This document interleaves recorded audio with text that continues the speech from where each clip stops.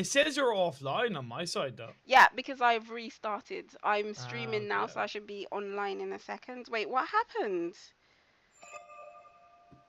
The match was dodged, guys. You gotta make sure that you pick your you gotta make sure you pick your heroes, get it done on time, because we don't want any more delays. We don't want any more, distractions while we are looking to get onto the rise for this first match in this King of the Hill event, to remind everybody else that the rest of the teams that we are gonna have for you guys is the winner of this match will face Haze and Glory. The winner of that match will face Dream of Noobs.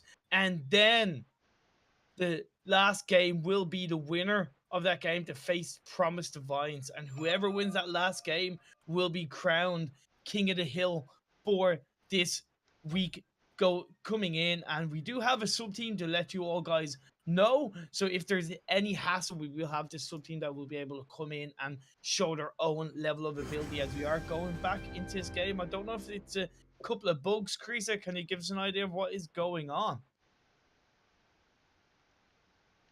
I have no idea, but the Tinto guy is not accepting.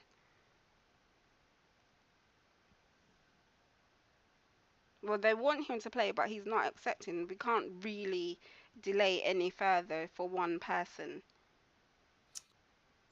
It doesn't revolve around one person. This is a team game. This is a team level of ability.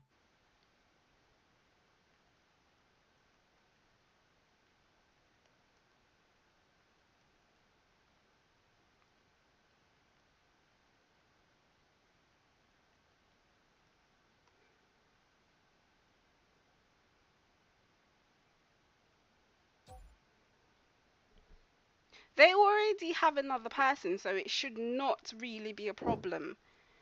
No, not at all. Blue Oyster Bar, you've got to make sure that you have a team that is going to go into this game. It doesn't matter what 5 players, once they are on your team and once they are ready and raring to go on to this Rise map and take on Valkyrie 5v5 team, that is what you want. We are going to have Crease, Carnegie, Florishow, Boff, and Piggy on the side of Valkyrie.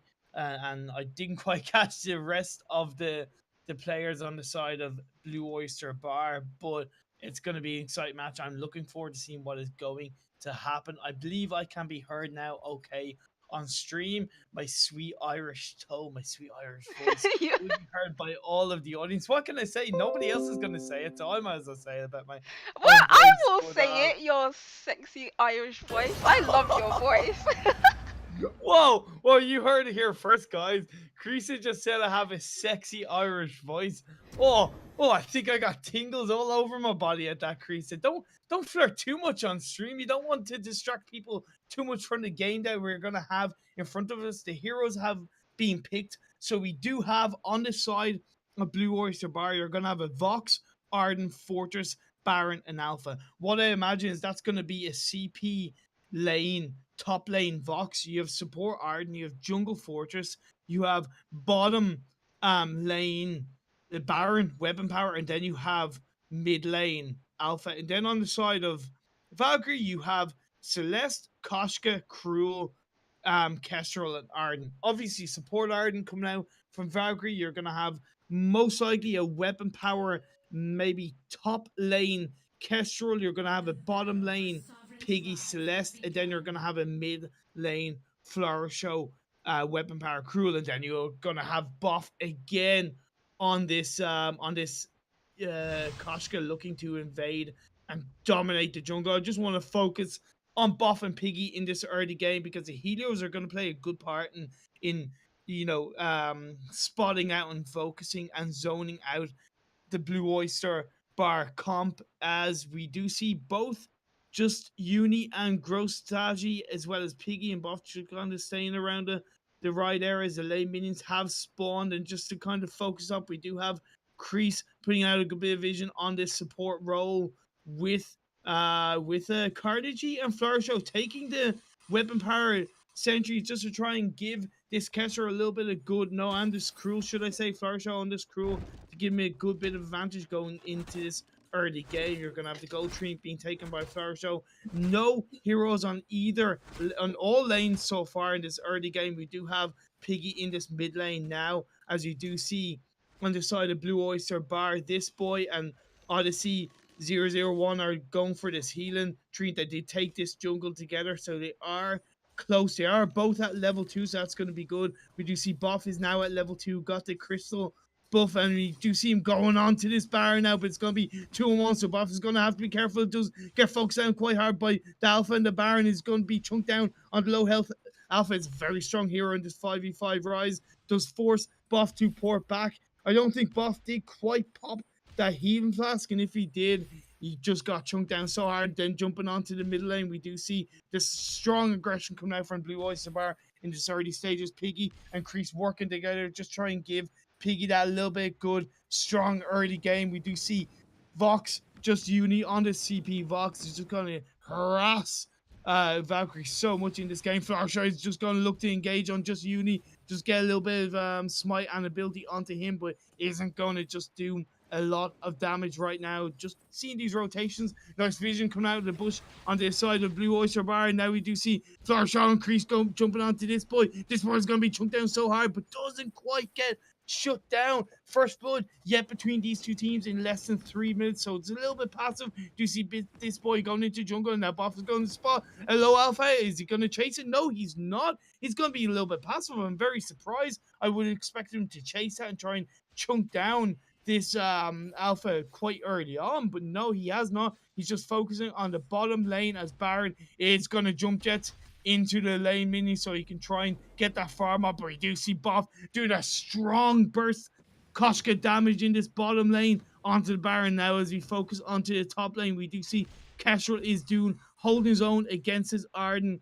Offertig playing that support role, I believe. No, it's actually not. It's going to be a support fortress, just to let you all know. It's going to be a CP top lane Arden coming out from Blue Oyster Bar. That's going to make something different coming out from these two teams. It's going to be a weapon power alpha for Blue Oyster Bar. Now we do see a jump on going on to Arctic. Arctic is going to be shut down. First blood goes over the Flower Show Valkyrie, as we do see them now focusing on this fortress. Fortress is going to do his best to get on the Carnegie. Does get the kill on the Carnegie, but now is that going to force him to lose his life? I do feel the smite will come out. Yes, it does come out. 220 damage on to the fortress and gets his second kill on the side of Valkyrie. The goal difference between these two teams is quite minimal in the early stages of this game. About 600 over to the side of Valkyrie so far in this early stages. So decent between both teams. You know, structure rotations, it's a large map in the 5v5 rise, so it's kind of hard to maybe get, you know, quite a synergistic play when you haven't played together a lot. I do believe that both teams are on VC together. It would make sense in their respective guilds, so will play a big part if they can get on VC together, communicate together, make Boff that shot calling hero, that shot calling player that we both know he is. He's VG silver level. He knows the game. He knows how to play Koshka, and I want to see him take advantage of this against the Alpha. Yes, Alpha is strong. As you see, the Crystal Treant is going to be taken by Boff, and Boff is just going to draw. Oh no, being spotted out by Alpha, but the burst is coming out from Koshka. He is going to be able to run away. Very mobile here, coming out using a twirly death, and the A ability is just going to be able to get out of the way now, and he's just going to go back into his jungle. And it's all happening in the mid lane, guys, as we do see 3 heroes on the side of Valkyrie are just kind of staying in the mid lane, but we now see Flower's just going to go into Blue Oyster Bar's jungle, just take out that scout cam, which is going to give him a little bit more advantage in these bush areas to try and gank and take out any of the enemy heroes. And we do see him trying to go for this healing sentry. Does take off Arthurtic, and that does make Arthurtic go over onto under the turret, just into safety on the side of Blue Oyster Bar. Now we do see Carnegie and Floor Show just looking to put a bit more pressure on this turret. Could be first turret going down on the side of Blue Oyster Bar in this top lane. Yes, we will see that happening. Floor Show taking turret damage. Oh, wow, and now we see Fortress coming up with the healing flask popped onto Carnegie. Now Floor Show is in the bush. Bush drops a healing flask, is now going to focus onto Arden. Arden is being chunked down somewhat, but now we do see Fortress going onto Kesher, just going to force it back. Glimmer shots come out, and now we see Alpha going into Courtyard just to try and chunk down, but no, isn't going to be chunked down herself. As you see Kreese coming up to the top lane, 303 in the top lane. We do see Kestrel being shut down. But now that he's going to stop Flourish and Crease trying to get onto this Blue Oyster Bar 3-man team up in the top lane that should have been focused onto the turret. He would have been able to get that down if Flourisher had just tanked a little bit more of that turret damage. You know, turret does do a lot of damage to you. If he had tanked it that little bit more, Kestrel could easily have popped that. So that's, you know, a little bit passive play coming out from Flourisher, a little bit scared. Should be just more aggressive because even though Kestrel went down, if he had gotten the turret in the process, that would have been an objective lead for your team in this early stages. And when it's 5v5 in a big map like the Rides, you take that first turret, you are asserting your dominance in this game. And now we do focus back onto the middle lane between Crease and Piggy as the top turret is destroyed. Not surprised. Very good play by Farshow to make up for that bad mistake. And now he does take down Arden just to kind of even assert his dominance even more. It's like, not only am I going to take the turret, I'm going to take you down with it. You're going to have to just be a little bit more careful because Cruel is very strong in this 5v5 2.12 patch. His buff, his perk got buffed excellently, so it does cool down from 1.5 seconds to 1 second, and he does get an extra speed boost as he's going to look to take the Crystal Sentry, but no, just Uni and that Iron Cannon just try and spot out Flourishow, but Flourishow does secure it. As we do see the bottom lane, it's been very kind of quiet between the two teams. Koshka and Baron just kind of holding each other to a kind of similar level between these two teams. You know, kind of nothing really crazy going on. It has all happened in the top lane between these two teams. We had a couple of strong fights, 7.5, nearly 8 minutes into this game. The goal lead is going over to Valkyrie of about a 1k goal lead between these two teams. Absolute hype going on here. People in chat, just get out there for you guys. You know, show your support for your respective guilds or for a guild that you want to see win this first game and maybe go on to win the King of the Hill event as Carnegie and Flourisher, and absolutely fantastic going to come out with the one shot, one kill. Does hit Fortress and does survive for the Arden, but now Arden is being focused on again. As you do see, just Uni coming up to help the rest of his Blue Oyster Bar team. The help from Hell's Heart does go out. Solar Storm does go out, does catch a little bit of Arden, but doesn't quite do the job. As you do see, Cruel going on to just Uni's just being now going to be able to go back onto Cruel. Cruel is now shut down by the Vox, and another gauntlet coming out by Crease, but it doesn't quite do the job. As you do see, Piggy not being able to do much. And now Blue Oyster Bar did take that team fight win. However, in the bottom lane, Koshika did take down that Baron. Now we see as Alpha is going to try and come down to support this Baron, as the lane is going to be pushed on that side. We see what Bob's going to be able to do with that crystal buff. Going to be able to chunk down that turret, use that movement speed to his advantage, as now the Fortress will come down to help the rest of his team and the rest of Alpha. No, look at that chunk damage coming out from Bob with the aftershock. It's absolutely immense. With the barrier on his twirly death is going to just help him survive the match. He in fact he's popped out and he just take down Alpha in a 2v1 situation. The Baron Iron Cannon and the one shot, one kill does hit the Fortress. Oh my god, that was absolutely epic from coming out from the caster. As we do see the Baron is now down in the bottom lane, is going to look to just protect that turret as much as possible. Crease looks to support Boff now, as Boff does take that healing sentry. He's going to help him survive a little bit more.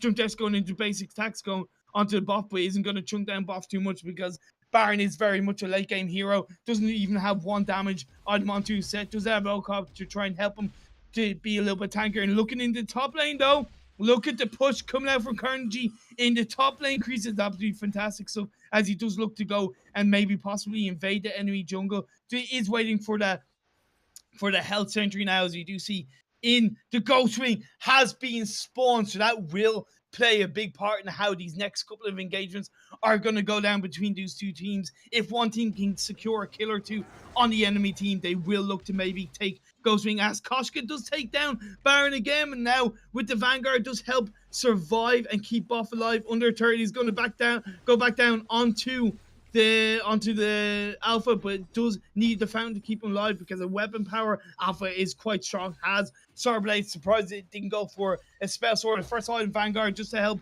keep Koshka alive. Now Boff is playing a strong game, playing a risky game on that low health, but he's going to play safe, port back. The turret is just about alive on the side of Valkyrie in the bottom lane. Going up to the mid lane, Piggy's playing a very safe game in the early stages because Celeste, should I say, when he gets to that level 9 and that 2 or 3 item spike is going to play a big part in these later team fights, as Flourisher is just rotating between the lanes, being that menacing Cruel that we do like to see coming out from above just Bush. Oh, and the from Hell's Heart goes down, connects onto the Vox and does shut that Vox down. Now we are going to see a mid lane turret push coming out from Valkyrie. They're going to look to secure a little bit more damage. And now Flourish does pour back, does go back a little bit, just to back off a little bit, goes into Bush, just try and get that speed movement buff that we do love to see coming out from Cruel. As I did say, it is a 1 second cooldown, but now we see bottom lane, as you do see aggression going on too. Obviously, Buff is just dominating this bottom lane, and you know, Blue Oyster Bar, they need to realize that if they're going to keep Baron alive going into the late game, that you have to have at least another hero coming down to support, because Buff with Kreese are going to take down this turret. That is now 2 turrets down on the side of Blue Oyster Bar. Valkyrie are certain their dominance. They're playing in quite a synergistic role. Buff being able to hold his own in the bottom lane. Flower Show is just rotating from each lane just to try and help support the rest of his team, as we do see Carnegie and Piggy in the mid lane looking to maybe poke and siege out this turret and just get rid of those glimmer shots, doing fantastic damage. One shot cut, 1 kill, does quite miss onto just Uni, but it is damaged by the Heliogenesis level 10. Piggy with that crystal buff is just doing a lot for this team. As you do see, Cruel is taken.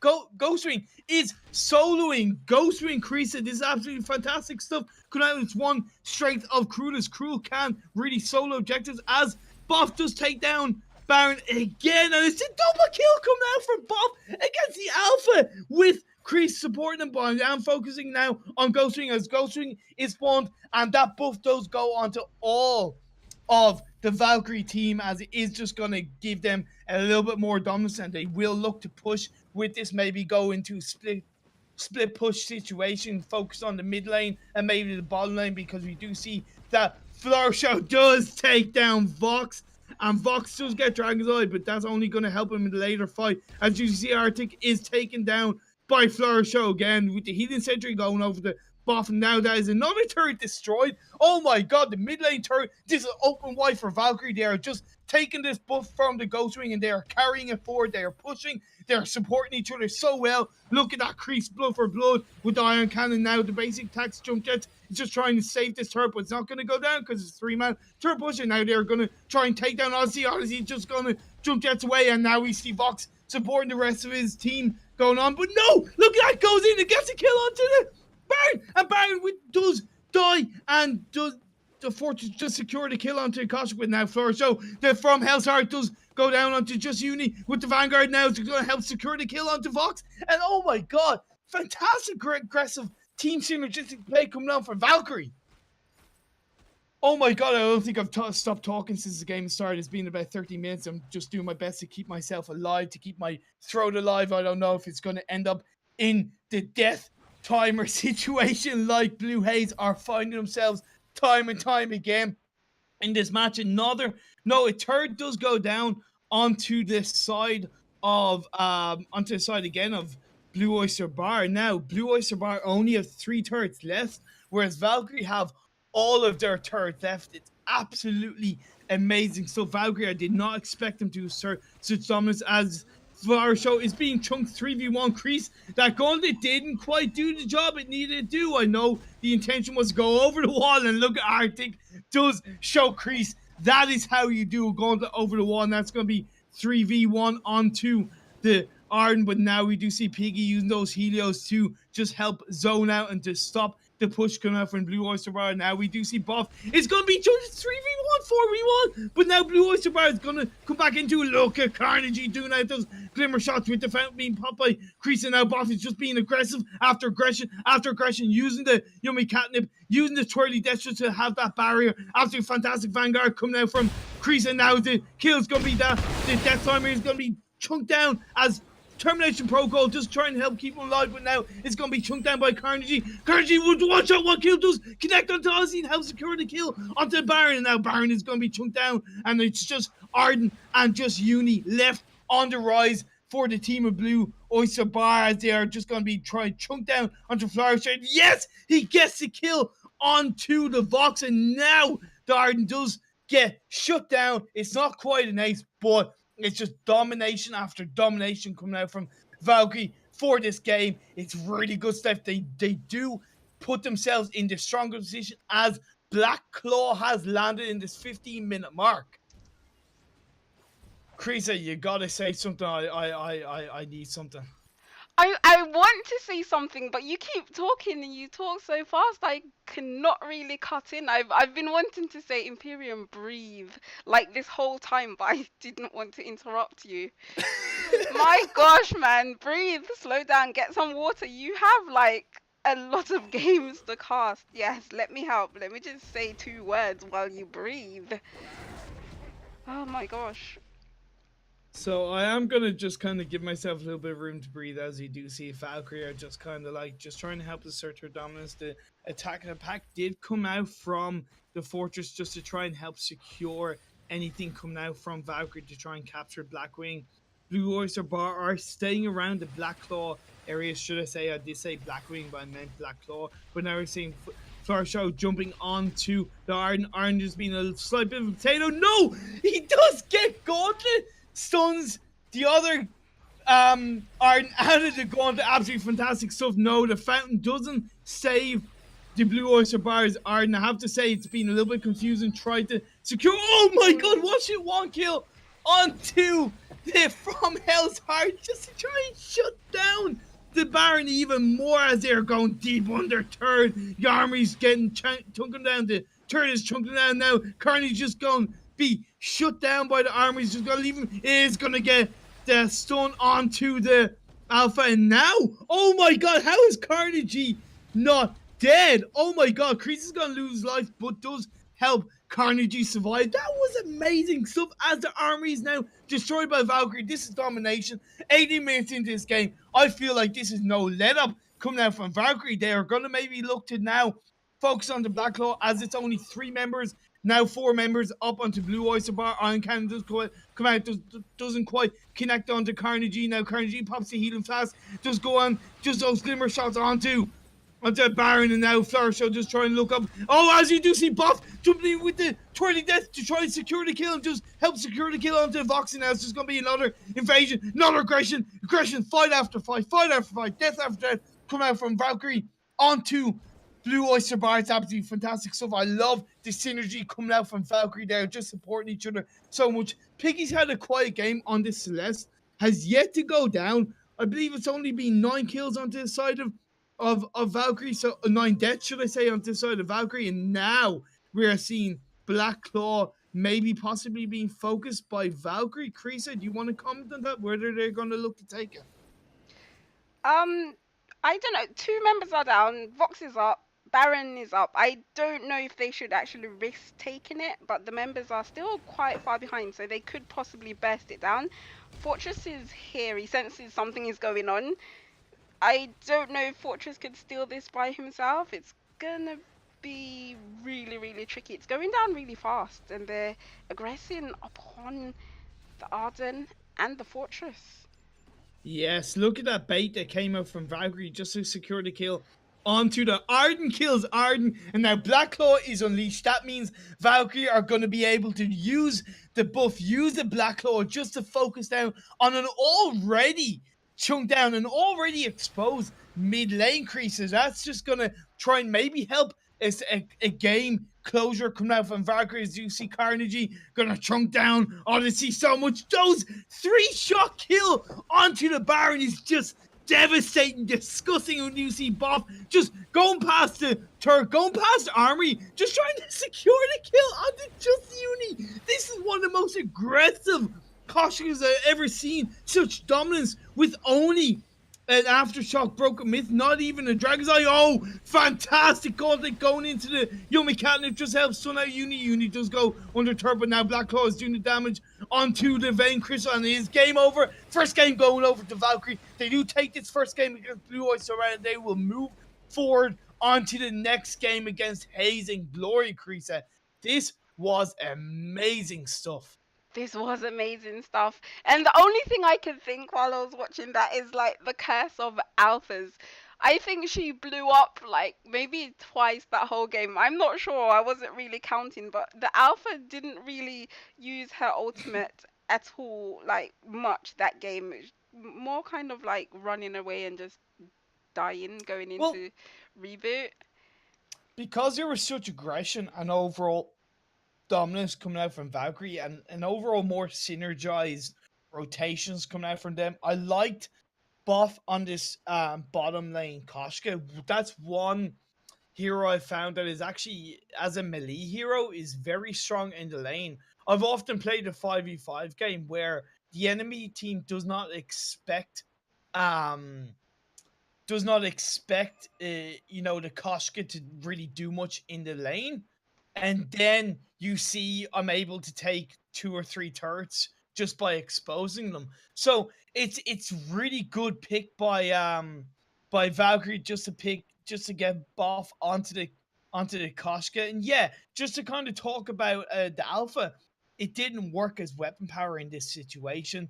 It would have been much more effective if the alpha had been CP, because it would have done a lot more AoE damage with the termination protocol. So, good stuff coming out from Blue Oyster Bar. It's not that they played a really bad game. It's just Valkyrie surprised not just me, but surprised us all, and taking it to Blue Oyster Bar to take down the first game of this King of the Hill event. And they will now go on to face Haze and Glory, Krisa.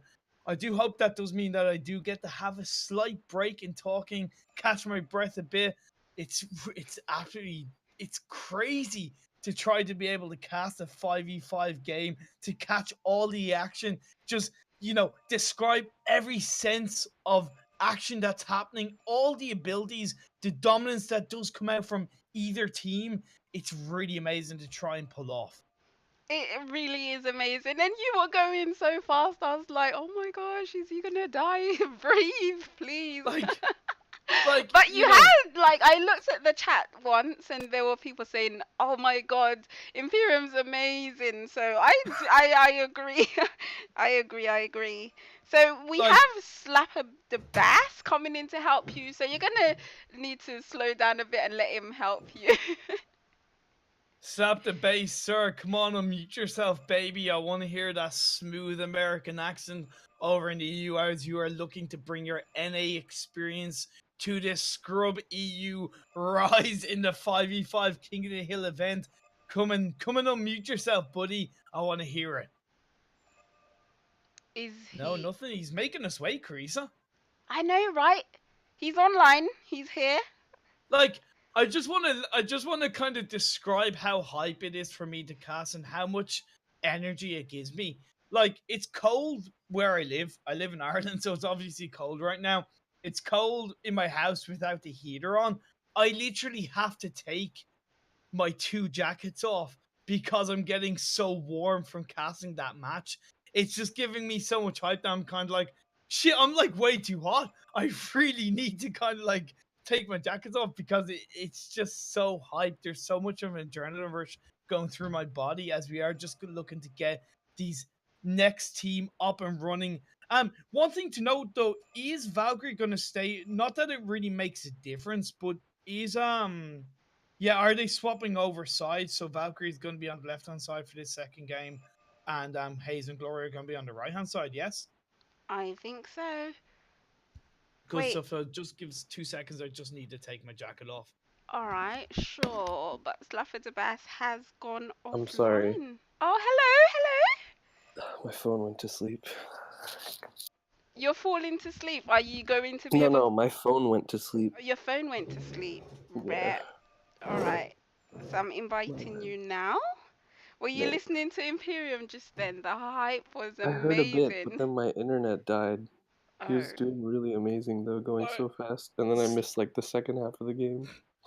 Just one thing to ask: are you play by play or color, Sap? I'd rather do color in 5v5, but that is no problem at all. I'll do play by play. So I'm just relaxing. Yeah, that's no problem, dude. I'll try and carry on the hype, and at least with a co-caster, I will be able to kind of give myself a slight breathing room, give you a chance to give your opinion out there in the action that we are going to see on the rise of the second game of the King of the Hill event. Valkyrie made an impressive showing in this first game against Blue Oyster Bar, taking them down. They now will take on Haze and Glory, which is going to be gaming for NL. Meme Boy 70, Quantum Ice I believe Inks and Blue Haze and Godly Ringo. Are we going to see a Godly Ringo coming out from Godly Ringo? I Maybe. mean, you never know. That's what I think everybody's hoping to see.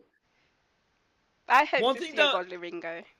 by the way, one thing to point out that I found so confusing was when there was two Ardens on the rise. It was kind of like, and also because the Arden that was played on the side of Blue Oyster Bar, it was very hard to describe to say his IGN. So I was kind of like, this Arden is taking out this Arden is doing this. It was just kind of like, what the hell is going on? Yeah, it's a bit nutty with the casual mode. I would have really It wished they is. It implemented is. a banned draft, but I don't believe they've even Oh tested it man. whatsoever, so that's probably another patch or two away. Hopefully, I do hope, because they need to try and get that on. It's just going to really help bring out the competitive and prepare people for the competitive season that we are going to have ahead of us, because competitive Vainglory will begin in the preseason in April, as we saw on the pre-launch stream. So, teams are going to want to have a couple of months or a month to 2 months to kind of prepare based on what kind of draft system we're going to see implemented by Vainglory. And also, when it comes into a rank situation, is the same double band draft system going to be used on both 5v5 rank and competitive games, or is it going to be like 3v3, where you have double band draft for competitive and only single band draft for ranked? Yeah, I've been so busy with real life. I haven't had much of a chance to follow up on Vainglory Esports, but I'm really eager to understand more if there's going to be separate competitive seasons for 5v5 and 3v3, or are they just going to slowly transition to completely 5v5 being for the professional scene, or what the deal is really? It's solely going to be 5v5 on the competitive professional scene, at least. Obviously, the community are still, I'd imagine, are still going to look to maybe hold 3v3 events based on popularity, but from a official Vainglory point of view, Slap, it's going to be 5v5. That's going to be really exciting because I think the last 5v5 mobile I played was You like still Dota with me, Slap? 2. Yeah. Yeah, can you not hear me? Oh boy. I can hear you fine, Imperium. Are you okay? I just couldn't hear Slap the bass. Can you hear You him should now? be able to. Can you hear Slap the bass? I can. That's weird. I can't. Let me just disconnect and reconnect. Hello, testing. Yeah, that seems to be a little bit better. My humble apologies. I couldn't hear you talking, Slap the bass. Hey, no worries at all. I was just talking about how I think it's going to be exciting to see Vainglory transition to a 5v5 mobile environment. A lot more macro plays will have to be prioritized a lot more, and I'm sure the meta is still kind of evolving, especially with the new patch only. I mean, it's not that new anymore, but after the patch has only been out for what, 2 weeks now? It's really exciting to see a lot of the changes, but it's a bit bizarre at the same time which heroes they decide to nerf and buff. I didn't really understand the Saw buff, but we'll see. Seems like he does get picked up a lot, but as long as you're not fighting him one by one, it should never really be that much of an issue as long as you alleviate the early game pressure. But looking at these two lineups, what are you favoring more here?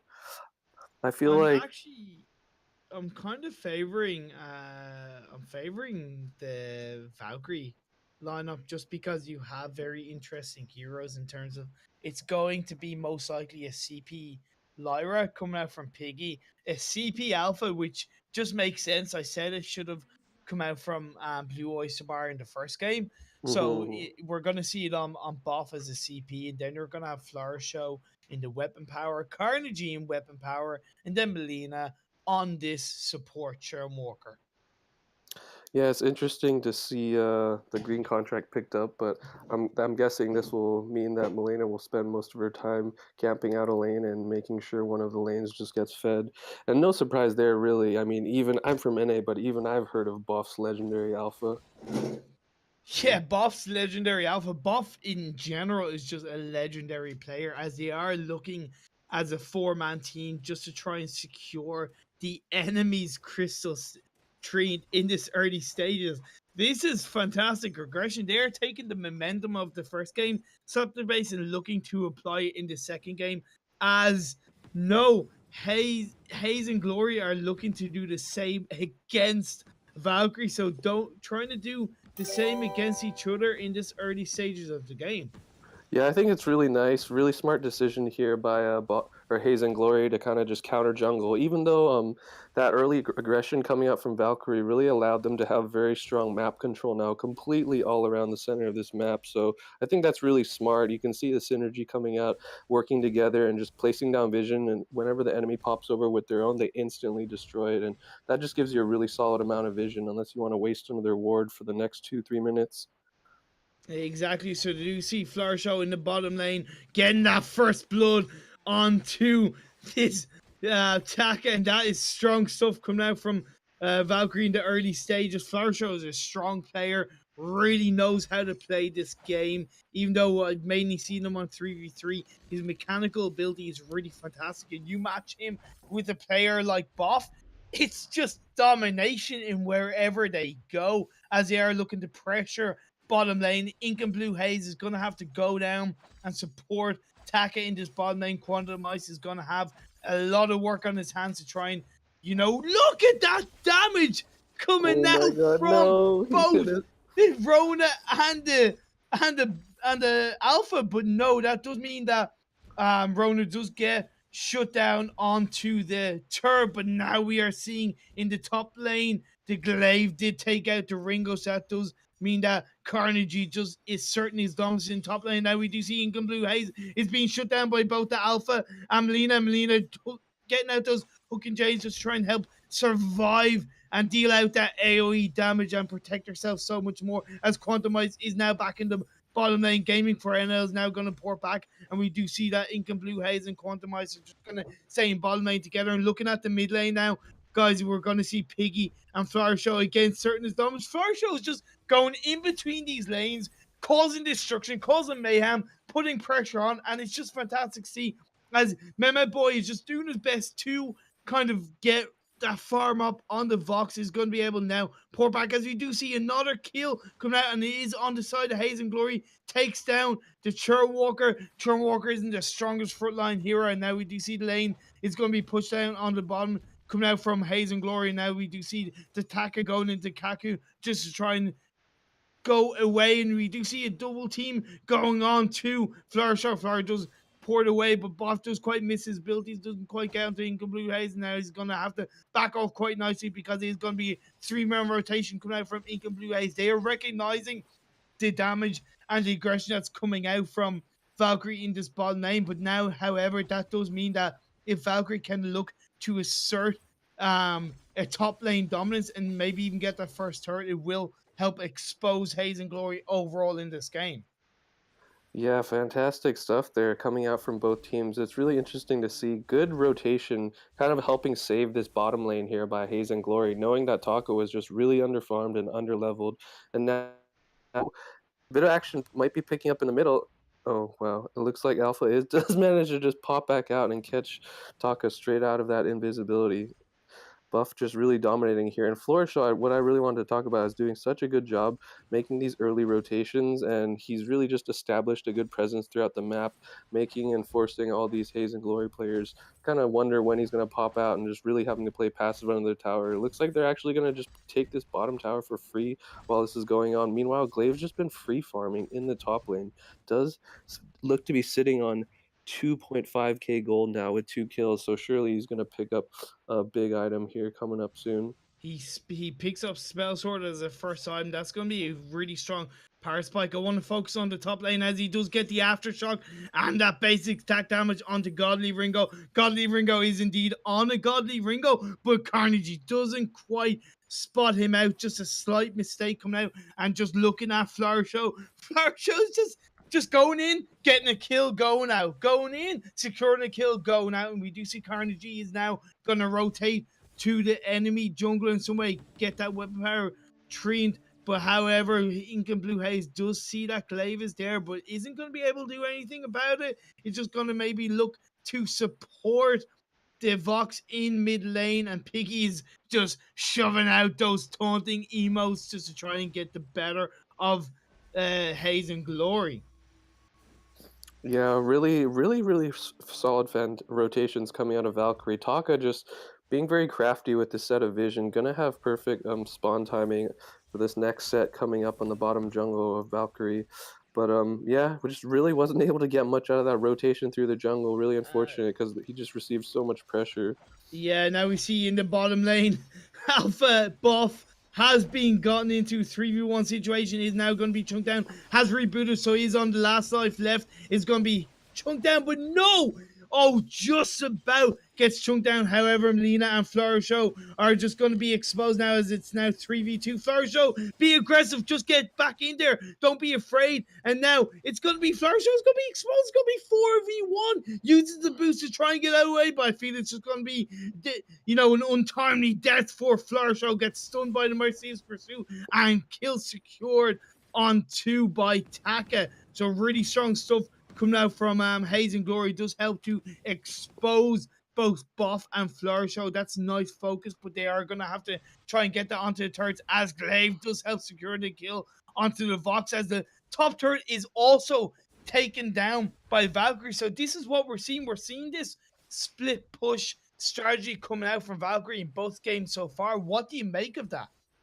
I think it's really good. You could tell right off of the bat from the way they had that early aggression in the middle of the map that they did have good synergy, and even if they may be losing pressure out on another lane, they always have one player being very active and moving around to wherever there's open space, which is something that's just so important now in this 5v5 format with the map being so much larger. Missed rotations or rotating at the wrong time or even too early really just is so detrimental for your team. If you don't have that vision control and you aren't able to see the rotations coming or going, it really hinders the decisions and allowing you to find the correct decision per se. Exactly. Now we are at the 8-minute mark where Ghost Wing has spawned with that.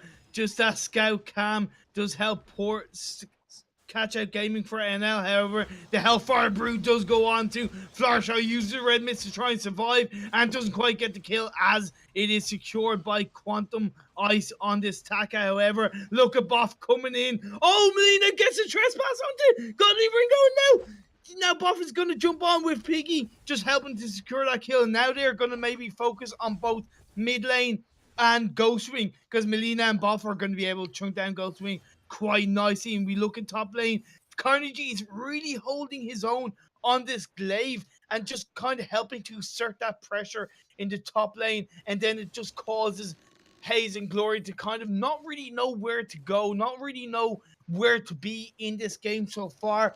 They feel a little bit kind of less structured as a turret does again go down. Mid turrets at 3 turrets, both 3 turrets and 1 turret in each lane, should I say, as Ghostwing is secured by Valkyrie. I'm so impressed by this team. The focus on the objectives is really important and they are making it work. Yeah, just like you were saying, such good pressure being put out by Glaive here in the top lane. He was in this intense 1v1 with with Vox, and he ended up nearly killing Vox, and Vox having pulled Catherine up into the top lane gave a pretty much advantage to Valkyrie in the mid lane fight, and then from that they were able to take 2 big objectives right away. So just really fantastic rotations, and if they continue this, the Goldie is just going to keep going. Look at bottom lane as Flourish does take the 18th century. Now is going to be able to chunk down and take out Rhyme, and now is going to focus onto the Crystal Century. Melina supporting England. Blue Haze can now do absolutely nothing as it's domination after domination coming out from Valkyrie.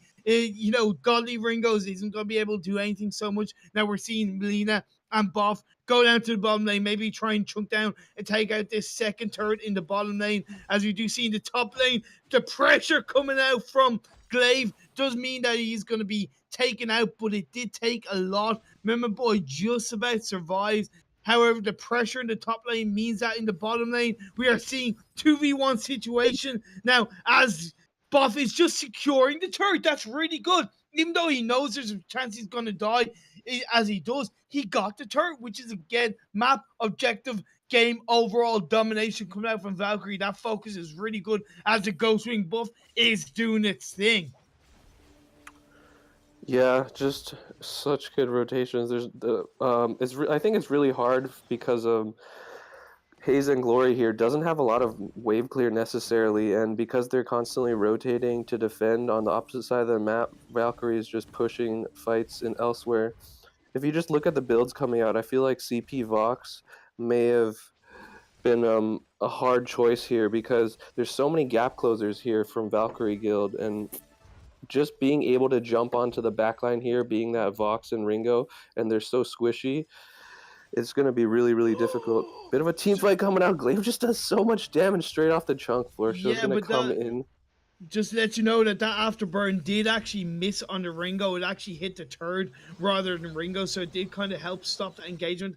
As Melina is shut down by Gaming NL and Godly Ringo, so Godly Ringo is just going to be able to maybe get back into this game, but the weapon power, sorry, the crystal power buff did get taken by Carnegie. So now, oh, he is rooted Flourish on the top lane, is taken out by both Mehmet and Gaming for NL. As we are seeing now, Instant Blue Haze just maybe looking to help support Mehmet Boy. Now, Carney just does afterburn away to a little bit of safety as Ghostwing again has landed. Look it down in this bottom lane. Boff is just holding his own against Quantum Ice on this weapon power Taka, and now it's just going to look to push the turret even more. The damage burst coming out from Boff is insane, trying to get the kill onto Quantum Ice, but Quantum Ice does pop that healing flask as we do see Gaming for NL looking to try and support Quantum Ice, but now Buff is just going to get out that termination protocol, do that huge AoE damage, doesn't take out Gaming for NL as a Winter Spire does come out, just try and help it, but Buff does secure, use that reflex block just to try and save himself, but no, Quantum Ice gets that tension bow damage to take out Buff. Yeah, so close there. Taka nearly going down in the end if Boff had popped his reflex block perfect a little bit later, but just immense pressure. It's just so difficult for this Taka here going on one with an alpha. There's nothing he can do. From the start of the game, he was already taking so much pressure, and he's not able to really pick up the levels that he needs here to be effective. And really, I think it was a bit of a mistake for him to pick up the breaking point, honestly, because I don't feel like he's going to have many opportunities to be building up stacks in these team fights. Perhaps even a bit of utility item or some defense would have been more useful, or even an aftershock for that proc build that we see is pretty popular. Yeah, ever look at Carnage, you get the afterburn onto Quantum Ice now, uses boots to try and choke down Godly Ringo. Godly Ringo is just being shut down, has to use the healing flask and run away from both Carnage and Melina, but the afterburn does go out, just take down the healing sentry, and now we are going to see 3-man rotation coming out from Valkyrie, Melina, Piggy, and Carnegie. Melina being in the bush as Blacklaw has landed, so this is going to be a big strong part up in the top lane. Vox is pushing it, so that's going to be good for Haze and Glory. However, we are going to focus now on this bottom lane as it is a 4-man, 4-man aggression coming out from Valkyrie with the Quantum Ice jumping onto Lyra. Piggy's just going to have to now pour back, use the healing just to try and help himself. The silence does come out to hit Valkyrie. Now the trespass comes out to stun them, and now we do see Ringo being taken out by Alpha, and now Valkyrie is just going to assert their dominance so much, but Alpha is going to be able to save himself against Gaming for Emma and Inks and Blue Haze, but Carnegie is looking to support him. Inks and Blue Haze going on to the Catherine, just shut down the Catherine. We do see Alpha being taken. A dominant performance in this game so far.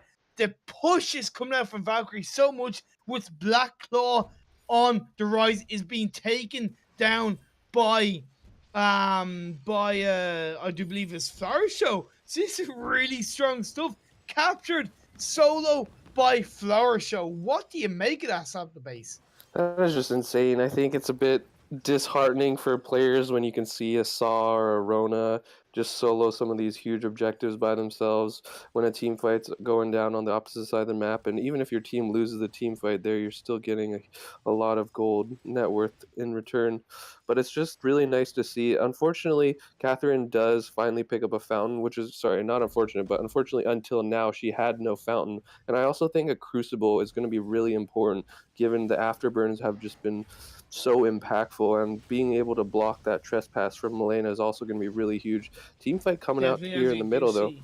As you do see Buff jumping on to Quantumize and shutting him down. Black Claw is just taking down army after army. Double kill for Flower Show. And now just going back in. Doesn't quite get the damage. Vox does take down Flower Show on this Rona. But now Buff is Termination Protocol out of the way. As the Vein Crystal is now being chunked down by Black Claw. Black Claw is above half health. Piggy does his best to pour back with the Bright Bulwark. Just try and focus. Take the focus away from Black Claw, and now Haze and Glory are just gonna forget about the Black Claw. Black Claw is now chunking down this Vein Crystal. One thing about this 5v5 Rise Vein Crystal is it does have a lot of health, but with Piggy, Black Claw, and any of 2 or 3 members of any team is taking down Vein Crystal. Second game goes over to Valkyrie, and they are just being dominant in this King of the Hill tournament. Slap the base. Yeah, it's just amazing to see. You can see they've really put the work in here and really able to just dominate the game. I've honestly haven't seen any games this short. 60 minutes is supremely impressive. And it looks like Haze and Glory were able to put up a really good fight, but they just weren't able to keep up with that slow and steady snowball that Valkyrie started to get from right out of the gates per se. Just so, do you think part of what, let's say, stopped Haze and Glory from getting any kind of stronghold into this game was the lack of fountain coming out from Ink and Blue Haze? I wouldn't say I wouldn't say that it's solely because of the fountain, but definitely it would have had an impact. I didn't feel like there were too many large team fights. It's just that they were getting out-rotated by Valkyrie. Valkyrie was always able to pressure a lane, and they had a really good vision control right from the start, and therefore it really allowed them the information they needed to move around the map efficiently. And this allowed them to just pick up objective.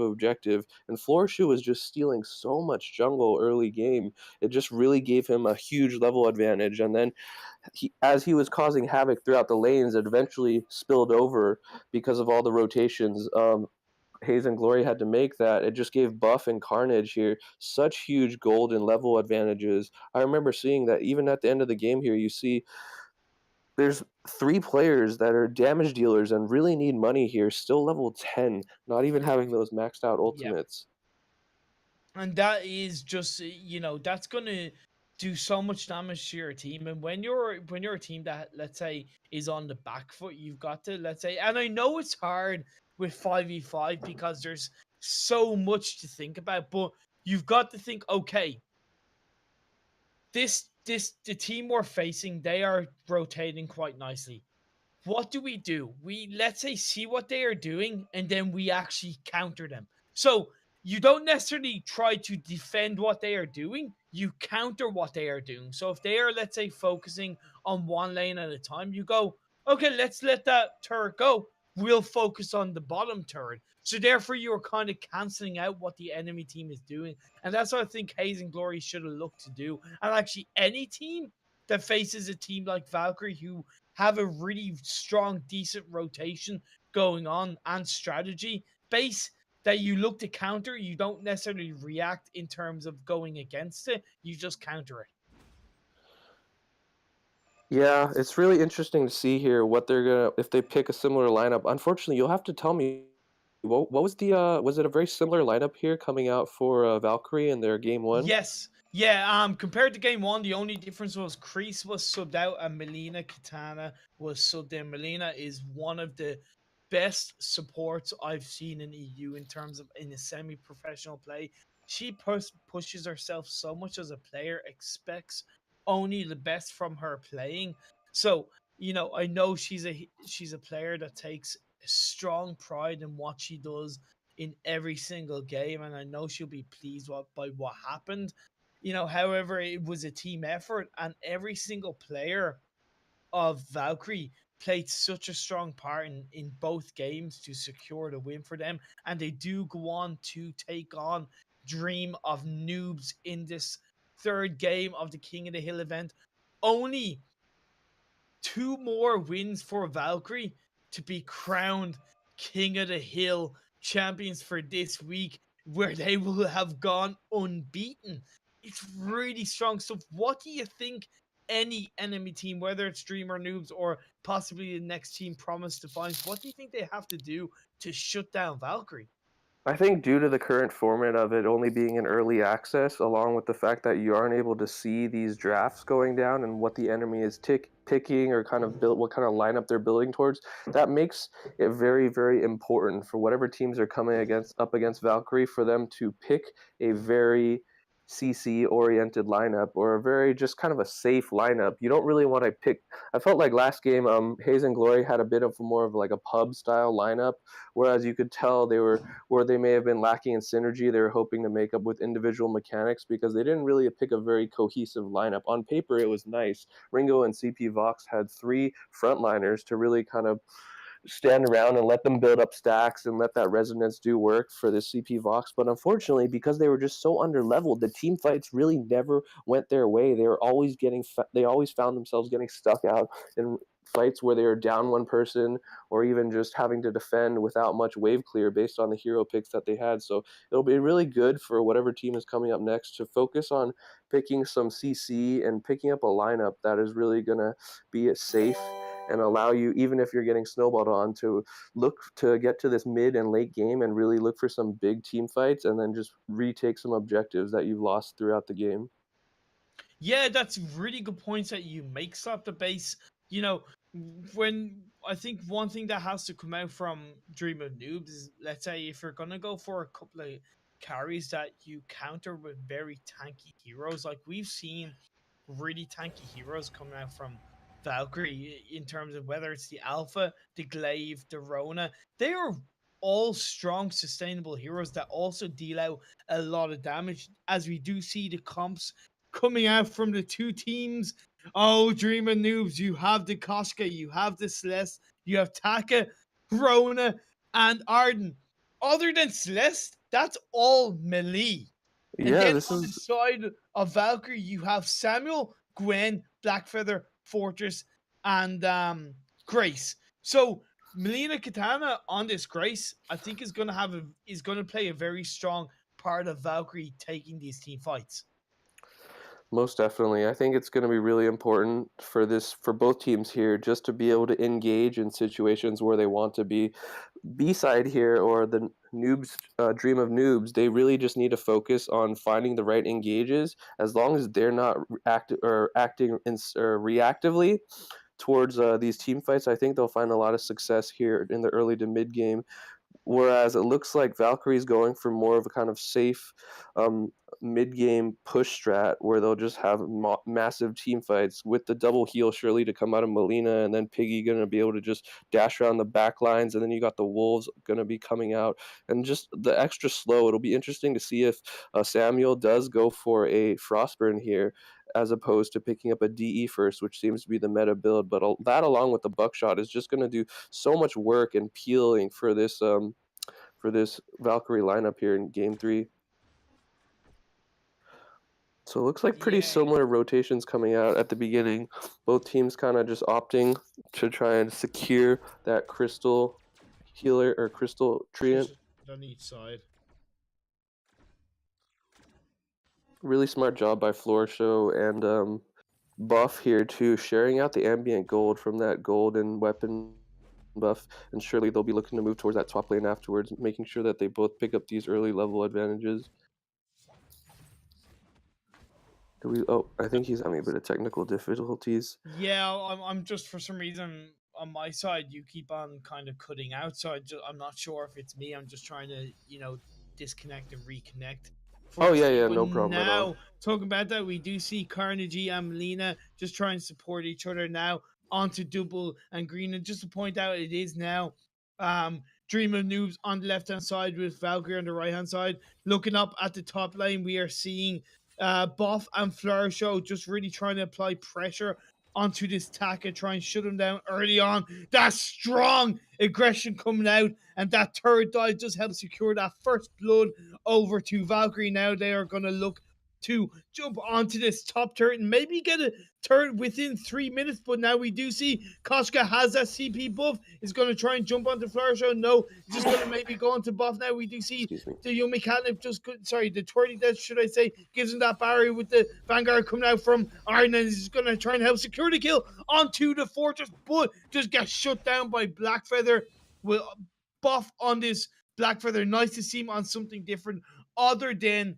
Koshka or an Alpha. So we're going to look forward to see what is going to happen from him in this game. Now we do see, look onto this mid lane, stop the base with Piggy, Carnegie, and Melina, focusing now hard, giving them that little bit of kind of safety net in this mid lane, as Melina is going to jump up to top lane to try and support with this Taka jumps, pushing this wave so hard. And now we do see both Arden and Taka just kind of try and push that wave. I think this is going to be a lot closer match than the first two we've seen, Slap.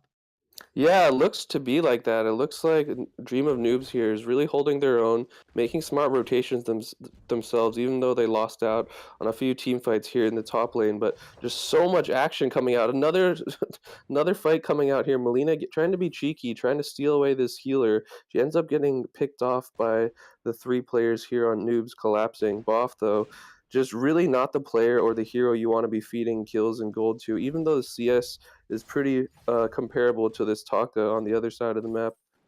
Exactly, and just that's one thing to point out, we are seeing a weapon power Taka. I'm kind of surprised. I would have expected to be a CP Taka. However, just to see the Carnegie is holding his own with that basic attack, that extra range coming out from Gwen in the 5v5. Rise does help to secure the kill on Rona. And now look at Flourish in this CP jungle situation. He's just going to secure the weapon power tree for Carnegie. Now Koshka is on his own with 2v2 situation between Flourish. Carnegie is just going to help Flourish secure the kill onto Koshka. You see Arden trying to chunk down to Carnegie. No, is going to be exposed as it is between the 2 turrets. So now we do see the gold tree. No, Flourish is going to maybe back off against the Rona, because they are going to have to be very careful. Rona is a very dangerous hero right now. Into a fray, try and jump onto Gwen, but Gwen is just maybe going to survive. No, doesn't quite, as the Rona is shut down by Melina Katana. That was really strong stuff coming out from Melina on the Grace, using the benediction just to try and get on to the Rona and secure that kill for Valkyrie. As you do look in top lane again, Boff is putting so much pressure in this top lane, holding his own. It's going to maybe secure this first turn for Valkyrie. Turn is destroyed. Yeah, that's just so unfortunate. It looks like Taka there in that at the start of that last team fight, he just doesn't, or Koshka, I mean, manages to outrange Arden, who is rotating over, to give him that Vanguard to save his life. But oh my god, more kills coming out here. Buff just doing so much work, has the Heartthrob stacks, and these barrier are going to do the job. Oh, nearly. It looks like Koshka does end up trading out that kill in the end. But meanwhile, so much pressure going to be coming out onto this bot lane here. It's really nice to see that both teams are reacting well and making use of the space on the other side of the map when they're losing out on another area. Definitely, because they're recognizing the fact that Boff can hold his own in the top lane. As you do see Flourish jumping onto the Rona. My heart is going crazy as the action is going on with the Heathen Sentry being taken by Flourish, and it does help secure him in this team fight with the Gwen being supporting him really nicely in this bottom lane. As you do see engagement going on to Rona. Rona is going to be chunked down by Flourish, goes under turret, but just doesn't quite survive. Yeah, it's just so difficult for any hero, even hero like Rona, with that mobility that comes from leaping to the fray. Flourish just giving that speed buff to his teammates when they're moving towards the target. And then Gwen with her skedaddle on top of that, it's just know where Rona's going. Yeah, and as I said, the extra range on the bookshot can really help secure a kill, even though it doesn't have the slow. The aces high does quite miss going on to Celeste in the mid lane. I think that was just maybe a safety. Aces high coming out for them, as you do see Piggy, Melina, and Boff in the mid lane looking to try and insert pressure. Look at Boff using the on point damage. Oh, the Yumi Catnip does just go on to Boff. It is blocked, and then the Holy Nova does go out too. Stun out Koshka, and Koshka got shut down by Samuel so hard. As you do see engagement coming out from Hazen. Take over, sap the base. Oh yeah. Action just kind of coming out. Both stuns landing, Holy Nova and Korkulov at the same time. It looks like Gwen, though, is actually... Grace is actually the one who gets picked off first. Really unfortunate as Buff, seeing and really noticing that his tower was getting pushed, rotates back up, trying to save it. Might be a little bit too late, and they lose out on the fight middle. That's really unfortunate. Looks like Taka is going to be able to get away safely here as well. Really nice job by Noobs here, evening up the playing field and taking their first tower for themselves. Man, I swear to God, this 5v5 play-by-play action is nearly giving me a heart attack, because this is absolutely disgusting stuff coming out from Valkyrie there. Just asserting so much pressure, but however, Dream of Noobs are doing their best again, as the Koshka does take out Gwen, as we do see now.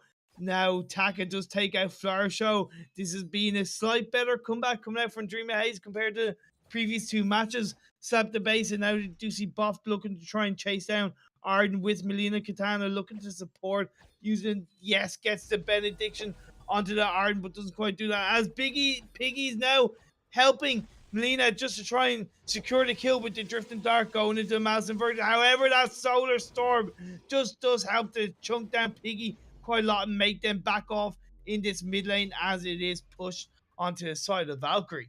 Yeah, meanwhile, Boff is just shoving in this top lane. It's a really huge wave here, so it'll be nice to see if Kasha's going to rotate up here and share that ambient with that Taka. Taka really just stuck there, so it'd be nice to see that, yep, it looks like bottom lane is where Valkyrie should be rotating soon.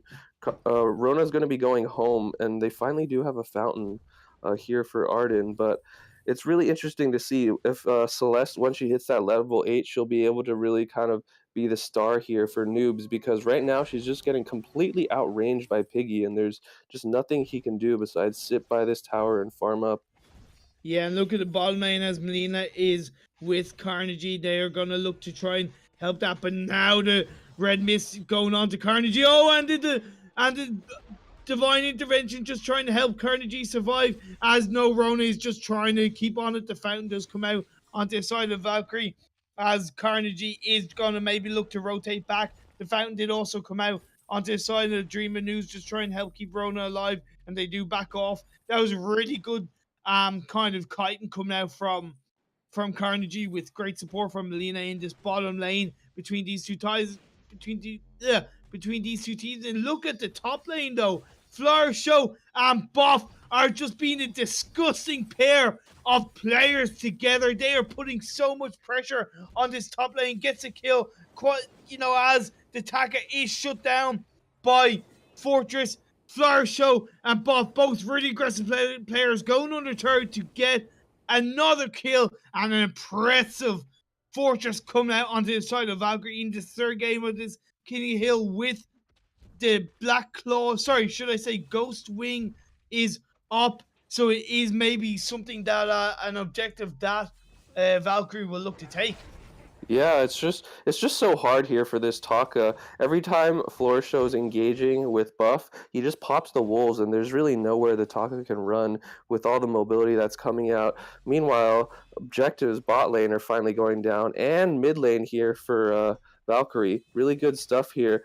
Buff and Flourish, though, they still are probably just looking for an opportunity to shop here, but the enemy team has just been trickling in one by one, looking for these engages. Buff's really good presence of mind, looking for that blind on point, but it looks like he's just going to focus on Arden here. Flourish doing his best to kind of bait this out, but Taka does seem to have lost vision of him.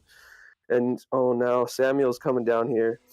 Is he going to, or coming up here, is he going to be able to make the difference? Not the best Drifting Dark, but he's really just laying down the siege and making sure his team is able to secure that kill for free.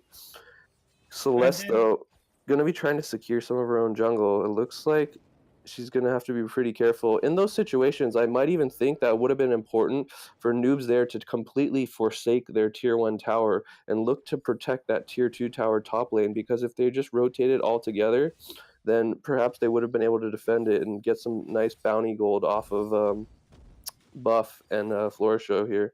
However, we do see Carnegie, just with all that distraction that came out onto the side of Valkyrie on Dream of Noobs, in the bottom lane, Carnegie was able to just push the wave, push the lane, and get that second turret. So this map is really opening wide for Valkyrie in this third game of the King of the Hill tournament.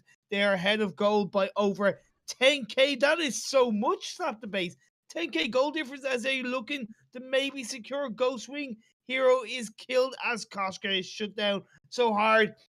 Gwen does get this Tyrant's monocle. Flower Show does secure the kill onto Celeste, as we do see that dive coming out on Buff in the top lane with Flower Show and Buff. They are one of the strongest pairings I've ever seen in 5v5 so far. They are just completely aggressive, dominant, using each other's strength to help survive in these team fights when they are being taken on 2 or 3v1. As Buff is going to be shut down by the armory, Flourish is just going to have to maybe pour back, use a reflex block just to survive. His core collapse just quite missed. Coming out, Flourish is going to have to pour back. Oh my god, I apologize, off the base, but that is just crazy coming out There's from nothing Valkyrie. you can do there. It's just so brutal. The level of advantage is really playing such a huge part. And Boff and Floor Show here just really doing a fantastic job juggling the damage, juggling the attention of the enemy team, even because the enemy team is really not able to find the right engagement where they have multiple players alive. They're just desperately trying to protect that Vayne turret, which they're barely able to save. And oh my, Gwen just finding another kill now, solo against this Rona, doing a fantastic job kiting. With all this attention mid lane though, at this tier 2 tower, this could be a free base turret going down here in the favor of Valkyrie. What do you think about these builds coming out? Do you think any item specifically needs to come out to maybe change and turn the tide here for a new Dream of Noobs who are really just looking to turtle up and prevent this siege from going any further? As you do see, Blacklaw has landed. Yeah, Samuel doing so much damage with that drifting art. He does have the infusion, and I'm sure with 10 of those GE stacks, he's just melting this enemy team. And it looks like they're just going to focus up here on this top Vayne turret. Oh, not even necessary. Boff just taking it down himself with the Vayne exposed now. It'll be interesting to see if they look for a bit of a fight here in the enemy base. But no, it just looks like they're just going to choke down. Buff just soloing someone out with the help of Gwen slow there, and Celeste soon to follow. Meanwhile, their team is just going to all fall and collapse in here and finish the game. There's just so little you can do when they have such a clamp hold and just choking you out there, stealing all of your jungle, not letting you find space in the lane to farm. This siege coming out is just relentless. I really would have liked to see Dream of Noobs find a bit of time where they could have found a solid team and fight, or an engage where they had the numbers to really not fight, or to fight fairly, because with these huge level disadvantages, they really need to be grouped up with the even amount of players or more. Otherwise, they wouldn't be able to win any of these team fights. Yeah, like the early game that came out from Dream of Noobs was definitely one of the most impressive we've seen so far. They really did hold Valkyrie to their own. However, once the first 2 turrets came down and Valkyrie got a stronger hold of this rotation, they just carried it forward, and they just had such aggression, such synergy. The two players I want to talk about is Flower Show and Buff. You know, there's nothing they really couldn't do in this game together. They really solely pushed that top lane so much right to the armory before any of them were really shut down, stop the base. And that really helped them in the bottom lane. Carnegie was able to push the bottom lane. In the mid lane, we did see that Piggy was able to kind of push mid lane with great support coming out from Melina Katana. I said overall, their focus and the synergy coming out from Valkyrie, as well as the trust in each other, was really strong and really impressive stuff. Yeah, you can really tell that they've put the time in here, probably potentially a significantly more amount of time into these rotations and playing together as a team as a whole. So therefore the synergy is just there. They have so much trust in each other to be there to help, to be able to bait out the enemy and know that their team is going to come in with the rotation. Is one thing I did want to point out though is this weapon Taka a thing now? I haven't had the opportunity to play that much in 2.12, but it's just really surprising me because you can tell how powerful Taka can be simply with a aftershock and a clockwork. And with the openness of this map and all the opportunities to gank, it's really surprising me to see a second game here where it's a Tension Bow BP Taka, where he doesn't necessarily have a lot of opportunities to be building up these stacks. Yeah, weapon power Taka is something that I feel is viable in 5v5 swap debates, but I just don't think it's working as we are seeing right now in terms of the comps. How weapon power Taka is quite strong is when you have the rest of your team supporting them, because the weapon power Taka can be a little bit slippery while applying that strong weapon power basic attack damage, using the Kaku to kind of drift in and out of the team fight. But when you have a team that isn't strong altogether, the Taka is just getting exposed game after game, and we're seeing it so far in this King of the Hill event. Yeah, it's just really rough. Both games, the player playing Taka was ganked really early on, and dying so early when you're just level 1 on Taka makes it so rough. The enemy hero, even if it's a melee hero, is just going to have such a strong ability to pressure you out of the lane and really make you struggle. It's interesting to see a lot of people currently seem to be playing Taka in the lane as opposed to playing in the jungle. Yeah, exactly.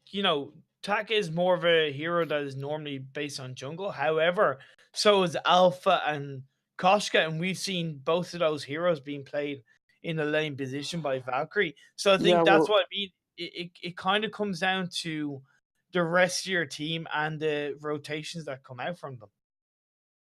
yeah, the primary difference there though in your argument, I would say is that Alpha and Koshka are able to hold their own in the lane without those early levels because Yeah. of their kits. Whereas Taka really is not looking for a lot of gold, but he really just needs that experience early on. Once he gets that level of 6, his effectiveness overall just jumps by leaps and bounds. And it'll be interesting to see here if another Taka coming into this game 4, whether they'll be going another weapon build, or what I would really enjoy seeing is a CP Taka to come out here. But again, like you're saying, just such good synergy coming out of Valkyrie. Hopefully, this next team coming up, which is Promised Defiance, is gonna put up a fight. Yeah, I'm expecting definitely stronger stuff from Promise Defiance compared to the other teams in this King of the Hill event. They are the last team to face Valkyrie. Valkyrie went from game one, they won game one, they won game two, they won game three, and now it comes down to this last game. If they can win this game, they will be crowned King of the Hill champions for this week's Guild Wars event. Thank you very much to Creasa, little old lady, for organizing and holding this event and allowing the likes of me to come on and bring my casting hype along with you, Sap the Base. Great to be able to cast and talk to you about these awesome 5v5 games that are happening. Yeah, it's always such a pleasure to be here. It's really exciting to see Carissa, or sorry, little old lady. I always call her Carissa, but just to see her helping the community really grow here in EU, build up the camaraderie, build up the semi-professional scenery. So hopefully we can see some of these teams playing in VG8 or playing in VIS, or I forget what the equivalent of VIS in Europe is called. VGL. Yes, VGL, and maybe eventually make their way to the VG8. So it does look like the game is about to start here. What kind of lineup do you think you're going to see here? Do you have any kind of player insight tips? Well, I'm expecting, I am actually expecting a CP Taka to come out from Valkyrie because they've tried either from Buff or Flower Show. I would say maybe more from Flower Show because Flower Show is playing this jungle, is playing this jungle position, and when you're CP Taka, if you're kind of helping Buff, which I believe will play another melee hero like, let's say, Glaive or even Cruel in this lane position, I wouldn't be surprised. When you have Flourish in a strong jungle situation, is going to be able to rotate up, help off, and we could very well see a similar situation as we did see in the last game, where they are just working together, pushing one lane at a time, and then just kind of dominating overall this map control as the rest of the team will help secure the map. Yeah, I think the presence of mind by Flourish that last game was just fantastic because early on and pretty much throughout the game until mid game, till about 8 to 10 minutes, he was feeding all of the jungle farms. So every time Boff had a chance to rotate into the jungle and share the ambient, Flourish was actually the one soaking up the ambient and feeding all this gold, along with the kills that Buff was getting in lane. It just made that weapon power Blackfeather come online so much sooner, which is just so brutal. It'll be interesting to see what kind of players or what kind of style of aggression is going to come out, whether it'll be just as passive, I guess, as last game. And up until 5 minutes, the action was really tight. Both teams were rotating, but they were also choosing to disengage rather than go out for these all out early team fights. Perhaps Dream of Noobs understanding that their lineup was a bit weaker right out of the gates, even though they did have that Koshka.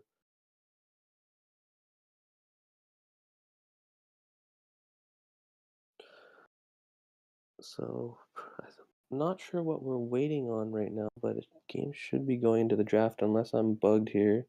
I don't know, my chat has died. That's one of the unfortunate things when we're running privates. If a game does not start, your chat kind of just bugs out, and even if you leave the party and get a new invite, it no longer works.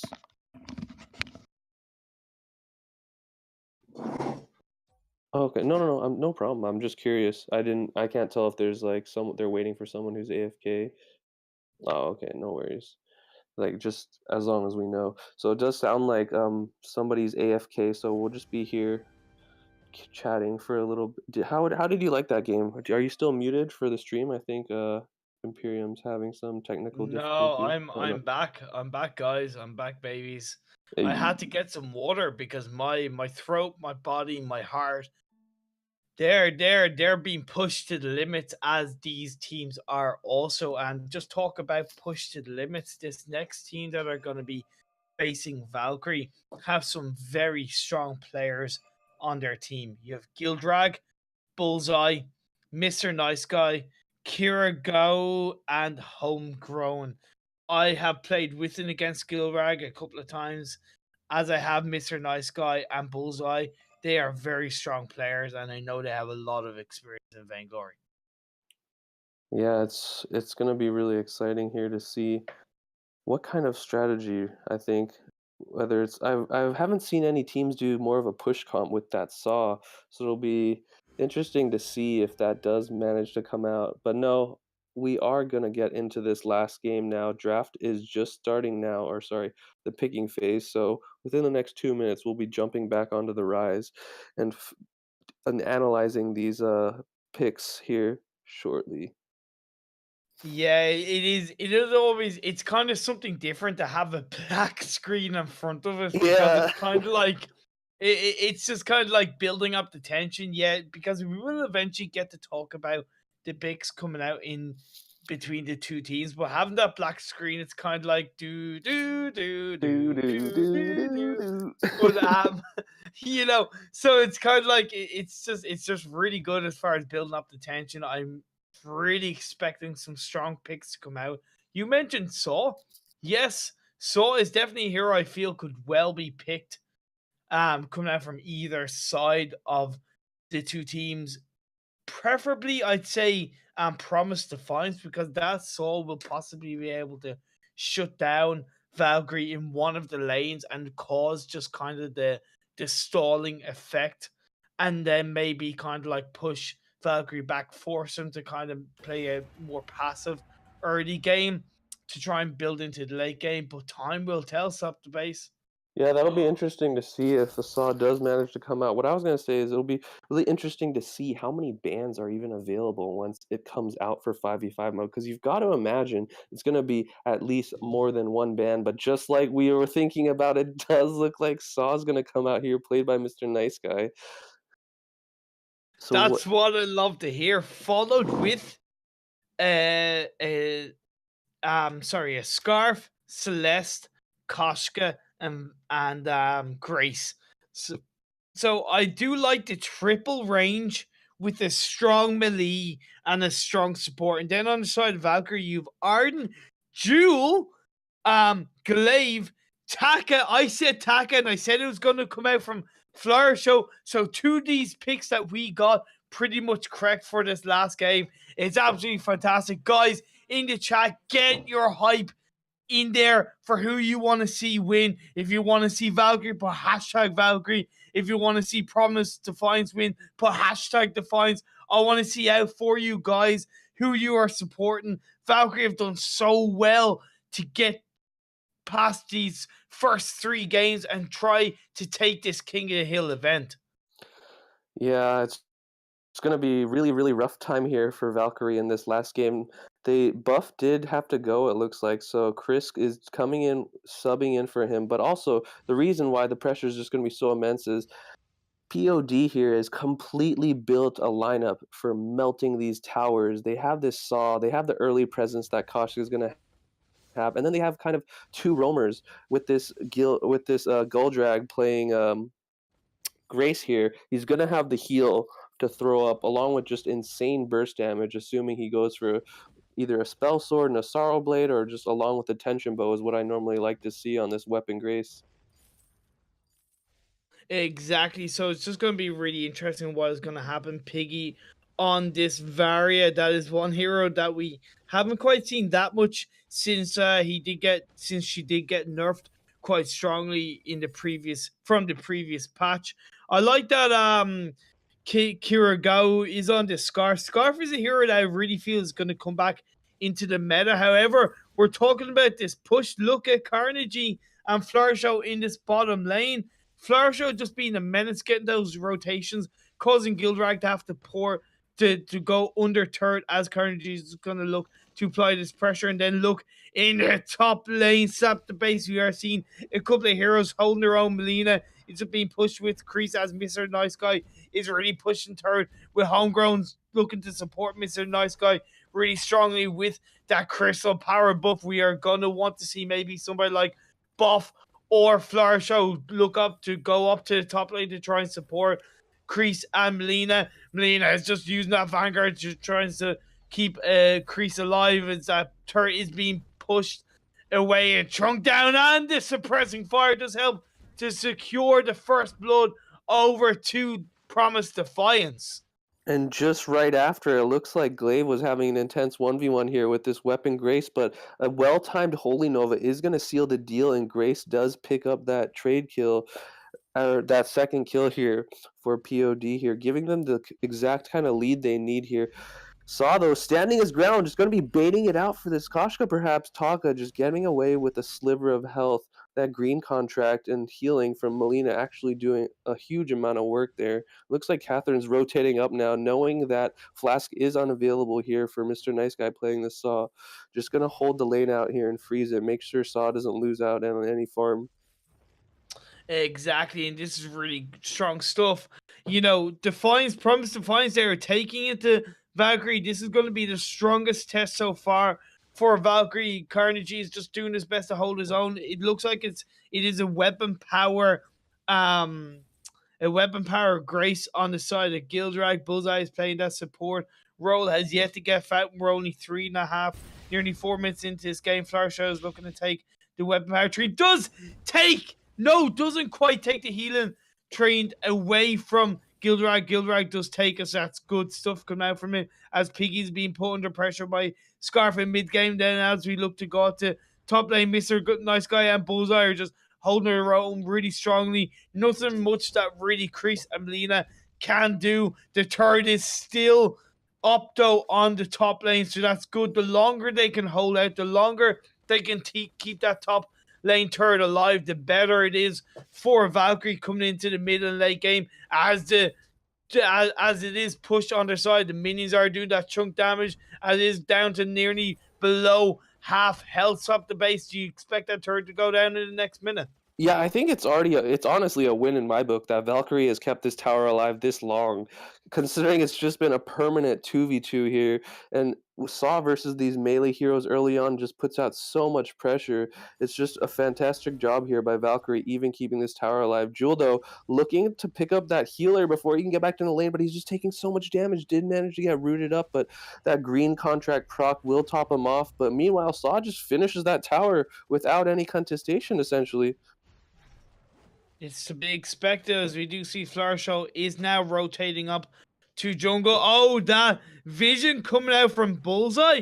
Really good, meant that Flourish was popped out. He's only on level 4, so he's not really going to be able to do much. Doesn't quite have the extra to going into Chitin. Kaku does come out into the Chitin now. Just going to shut down Saw, and Mr. Nice Guy goes down. But at the end of the day, that's still worthwhile as Homegrown does come up to secure the kill onto Melina, and now Kreese and Flourish are going to look to put pressure onto Catherine, as Homegrown is just going to be chunked down a little bit, doesn't quite get shut down, and is able going to be poured back. But we do see Scarf. What were you doing, Scarf? What was the point in rotating up like that? You only caused yourself to die, and now Flourish is just going to be into the jungle, taking that healing of Promise Defiance. But now Mr. Nice Guy is just going to look to take down this weapon tree. Flourish is just going to maybe try and steal it. However, Homegrown is there, and now the Kaku does try and help Flourish survive in this, but it's not going to stop Homegrown from looking to take him out. No, Flourish does get away nicely as Vari is in the mid lane to try and support him. Yeah, that was, I think, Valkyrie's finally stepping up or not stepping up, but finding someone who's willing to step up and kind of meet their amount of synergy. Mr. Nice Guy just doing a great job there, able to bait out the Valkyrie team into pushing really deep to secure that kill on him. In turn, it gives Homegrown the opportunity to come in with a cheeky little flank and just find that kill. Unfortunately, Scarf, perhaps a bit of miscommunication during that last team fight. As he was rotating up to help, his team really just wasn't in a situation where they would be able to re-engage. Therefore, they just both had to port out. Bit of a team fight coming out down in the bottom here. Florisho does jump in with that Kaku, doing so much damage. Holy Nova coming out at the right time. Really good job by this weapon Grace here to be patient. Blast Tremor is going to come out, silence everybody. Fountain not even able to be used due to that silence, and it now looks like coming out very late. Nice afterburn to peel this Koshka back, but I really don't think Carnage here really wants to be fighting at all. Ultimate from Varia is going to come out, try to fend off this bot lane push, and I think they're going to do a great success there. But meanwhile, war action going down the middle. I think that's a win for B-side as they take down this mid tower, even though they do manage to give away 2 kills after picking off Piggy. Well, objectives do overtake kills, as we do see this absolutely fantastic rotations coming out from the Promise Defiance, and now the jump going on to and helping secure the kill onto Koshka. However, Gildrag on this Grace does secure the kill onto the Koshka. Onto Kreese on this Jewel, and now Florisho and Melina are going to look to try and take down Catherine, but Catherine is now going under third, with Scarf looking to try and support the rest of his team in the bottom lane. Use that Spitfire to get down onto Melina. Katana followed by the burn situation onto Melina. Just choke him down. Yeah, and Scarf now engage onto Melina. Yeah, it's going to be interesting to see what Saw's strategy is here. If he's going to move down towards that bot lane and just kind of slowly choke out. More action, though, coming out in the bot lane. Scarf just getting picked out here by Florisho playing this Taka. But unfortunately, it looks like Melina is going to have to pay for his sins and go down as she gets traded out. Now Florisho just looking to steal away a bit of this enemy jungle. Good presence of mind before he potentially ports back and looking to top up and shop. Exactly, and now look at Ghostwing is looking to be secured by 3 members of Promise Defiance in the early stages of this game, as it is only 9 minutes through in that first Ghostwing with all 5 members of Promise Defiance on the map. It will mean that the buff goes to every single one of their members. If you are not aware, boys and girls and everyone at home, is if you are on a death timer when Ghostwing is captured by your team, you do not receive that buff. So it's always important as the bottom turret is taken down by Promise Defiance. Kreese is now exposed by both Gildrag and Homegrown as they do take him down. Melina is just going down the bottom lane, but nothing she can do to try and keep Kreese alive. And up in the top lane, we do see Mr. Nice Guy is just doing his holding his own to keep that top lane alive, as you do see a middle lane, 3-person engage onto that turret with Carnegie, Flower Show, and Piggy looking to take it down. So that will help Valkyrie maybe just kind of, reassert a slight bit of pressure in this overall map situation. However, look at Homegrown and Gildrag looking to re-engage onto Yomi Catnip Frenzy, onto that with the Mortal Wound, with the healing coming out from the Grace, but doesn't stop him from being chunking down with Flower Show, just trying to take him down. Gildrag and Koshka looking to take him down, and Melina is going to get shut down now by both the Koshka and the Bullseye and Gildrag with that. Oh my god, that's absolutely epic stuff off the base coming out from the Promise Defiance, as in this mid lane, Mr. Nice Guy and King Aru are just going to push it and just take down that mid lane turret. Yeah, what I feel like happened there was perhaps a bit of a miscommunication coming out from Valkyrie. They weren't able to engage together in that team fight. Carnage finding himself in a 1v3 in the middle lane. Meanwhile, the rest of the team fight kind of taking place right outside that Ghost Wing circle. And once they weren't able to find the direct engage, everyone from Pod just completely collapsed and just chased them out. And that was really going to be really huge, because it's so important, I think, for Valkyrie here to be engaging together, because otherwise, if any slight mistake is made, they're just going to be losing towers with this Saw and Scarf combination coming out. Yeah, maybe Valkyrie are really missing this buff against his team. Buff was a core part of the last 3 games, and now as he is not playing, we are maybe seeing a chink, a weakness in the armor on the side of Valkyrie in this game. Promise Defiance, Mr. Nice Guy, King Aru and Bullseye really pushing that top turret now. As you do see in the bottom turret, Koshka is going to take down Taka with the help of Gildrag on this Grace, and now that does mean that it does give Promise Defiance even more dominance and a certain, as now 3-man team of Valkyrie, Melina, Carnegie, Piggy, and now Kreese are going to look to take down that Crystal, get that buff now. Founders come out onto the side of Promise Defiance with Mr. Nice Guy doing his best. The silence does come out by Kath, just to help secure the kill onto the Saw, and Saw is really just going to be chunked down now. As another kill comes out by Carnegie, but they've got to turn that into objectives at the base, use those kills as the afterburn does go down onto King Aru, but it is overturned as Goop and Spitfire does come out. So then Gildrag gets the kill. Sorry, should I say Scarf gets the kill onto Glaive with the help from Gildrag.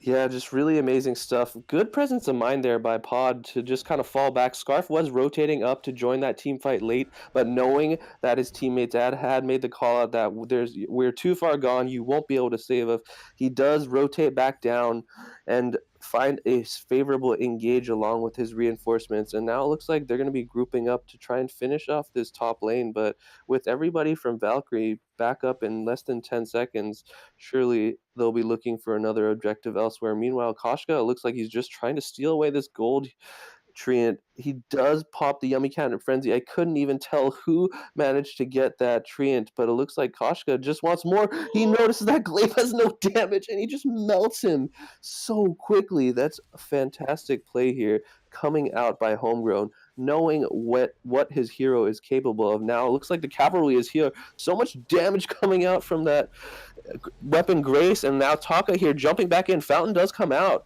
And unfortunately, it looks like kills are just going to be bouncing back and forth. Gauntlet perhaps a little bit too late, and now Melina's just on the run herself. Boots do get popped. Floor Show going to be just trying to push this Saw back from getting this tower, but such good synergy here coming out from Pod, knowing that they had the numbers advantage. Saw didn't even make an effort to join that last team fight. He just completely focused there on the tower and just took that objective, and now this base turret is gone, and the Vein Crystal will be exposed soon.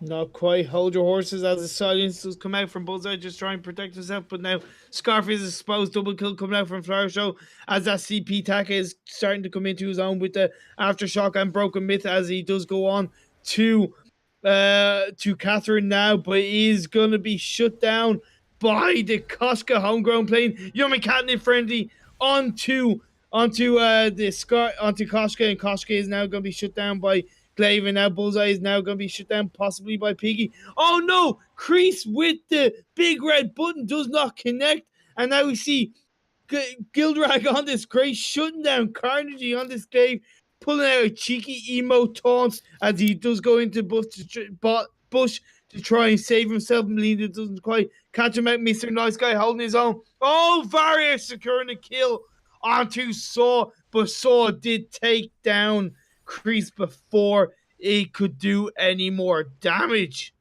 My God, the action just does not stop. Just take a breath, my friend. You're doing an amazing job keeping up with all the stuff going on, bouncing back all over the map. But what I think we really need to look at here is how Valkyrie is approaching these team fights. I believe if they're able to just hard commit on a target or at a certain point, rather than have these really messy team fights, they'll just be coming out on top. Right now, team fights are just kind of scattered. People are rolling in and rotating out of the fight, in and out. Both teams doing fantastic job kiting, but with the gold and level advantage here for POD, it's going to be hard because not much defense has been built up here for this Valkyrie team. And now Pod have secured Ghost Wings. That's going to give them a really strong health and offensive buff, as it is now 5-man kind of, 5-man push. No, now it is 4-man push to try and capture Black Claw. You have Scarf, you have Saw. They're really good at securing these objectives, sieging it really nice. Is Bullseye along with Homegrown are now going to help secure Black Claw. Black Claw is now going to push down onto the lane of Valkyrie as the turret is destroyed by Taka, and Kreese comes out with that big red button but doesn't do anything else. Melina is now took down. That is Valkyrie support out of the action for another 27 seconds with Black Claw focusing down. You have great, like I mentioned, great siege comp coming out from Pod as they are going to now look to secure the kill onto Carnage. Carnage is after burn out of the way with that pop of the healing flask as Mr. Nice Guy is now going to be chunked down by Flower Show, but Flower Show does get just really taken out of the action. Black Claw is now going down onto this Vein Crystal with another armory destroyed onto the side of Valkyrie. Is this going to be Valkyrie shut down at the end of this Killing Heal event, as Pod is now going to look to secure this Vein Crystal with both Black Claw and all members of Pod looking to just take it down in this 17.5-minute match. Does get secured by Promise Defiance. Unfortunately, Valkyrie just couldn't stay in it in this game, and Pod take them down. Yeah, that's really unfortunate. I gotta admit, I was rooting for Valkyrie there just to pull out the flawless victory all throughout the night. Perhaps if next time with the reinsertion of buff, they'll be able to take it, but just so difficult not being able to see the draft. I can't come back to this point enough. Had they seen the kind of composition that POD was going to bring out here, surely they would have picked differently. Along with a lot of the team fights going down not in their favor, it's just interesting to see. Personally, I think that Grace there going into that final push was the MVP. Had the presence of mind, knew that she wasn't going to be dealing that much damage to that Blackwing. Therefore, she goes ahead, shoves out the middle lane, and from there, they already have vision spotting out the rotation of Valkyrie with Varia and Arden, and they're looking for a cheeky steal, but Grace just jumps in there, and because he takes Varia down so low that it just turns into a crumbling like dominoes falling down. Just the domino effect takes hold. Melina has to pop her fountain early to save Varia, and then they go into a really messy team fight, and with Blackwing coming along, it's just so rough. Really well played by both teams here, and it'll be interesting to see them have a rematch next week, which I'm sure they will. Yeah, that's the thing. Like, you got to give props to Valkyrie. They won the first 3 games. They showed a really strong level of synergy and structure. However, when you have a team with such strong players and such experienced players in Promise Defiance, without a buff, not saying that buff was kind of the main reason why Valkyrie won the first 3 matches, but he's clearly a strong player, a strong hero, that's a strong player that's able to shot call these matches. Without him, and going up against a team like Promise Defiance with the likes of Gildrag and Nice Guy, and Bullseye, it just shifts in the opposite direction, and we saw it a lot better structure coming out from Promise Defiance. It felt like Valkyrie kind of didn't really know how to react, and that's one thing as a guild or as a set of 5 players that you've got to kind of learn to do, which we will see more and more, is how to counter a team that is pushing. It's like I mentioned, you don't necessarily look to react by going against them and stopping a push. You just counter push because there's 3 lanes, so it's a lot easier to counter push against an enemy team. Yeah, it's just fantastic play. I want to give a round of applause to both teams. It's just so difficult without being able to spot out the draft of the enemy team when you're picking. Therefore, you kind of just have to go with the flow and kind of just talk about it in your own voice chat as the picking phase is coming through. Also, it's interesting to see that we didn't really see Valkyrie engage those team fights in a kind of hard, committed fashion like they had for all these other games, and perhaps just the wear and Yeah. tear of playing in so many games playing a bit of a toll on them. Exactly. So yeah, look, overall, really fantastic play by both teams and all teams that played in this week's King of the Hill event. Thank you so much to every single team that played. It's a pleasure to see these guilds kind of putting teams forward, players kind of putting themselves out there to try and learn more about 5v5. It's the only way you're going to learn about the game is if you put yourself out there. Streams like Crease's streams are giving people even more opportunity to learn a little bit more about the game. Scrubcasters like myself are doing our best to try and give a little bit more information to try and help these players just learn a little bit more. And it's so exciting for the future of Vainglory and 5v5. Yeah, it's a really, really nice to see the EU community really redeeming themselves in this past year. I'd never really understood the whole EU NA thing, but just seeing how G2 stepped up in Worlds, seeing how it's going to be very different for this EU community who really focused on catching up and just making a name for themselves. It was so exciting to see at Worlds how all of the regions really stepped up and just did a fantastic job, really kind of making the 2018 year and this 5v5 game mode something Exactly, interesting. 100%. Yeah. Creasa, say something, baby. Hey, oh my god, thank you guys so much. I can't thank you enough, Imperium and Slapper the Bass. Oh wait, tell me your name. Slapper the Bass or Slapper the Bass? Slap of the base. Slapper the Bass. Okay, I will. Stop at the bass. He's not a fish. You know? Like, No, stop at but the bass. He's I'm also with not you a. there. He's also not a bass. Maybe he is. Have you asked him if he identifies himself as a bass guitar? Have you asked him as you identify himself as a fish? Yes, I have, actually. Have you? Yes, I have. This is true. I can confess to this. What the hell? But no, I completely agree. Props out to Imperium. He really kept this going. I was just Oh, filling the man. gaps and helping this man make sure he No, didn't pass dude, out. man. When I started dying, which I still am, I don't know what the hell is wrong with the side of me. And it's still right now, like, I'm struggling to kind of like, I'm getting sharp pains. I don't know if I'm having a freaking heart attack, for God's sake.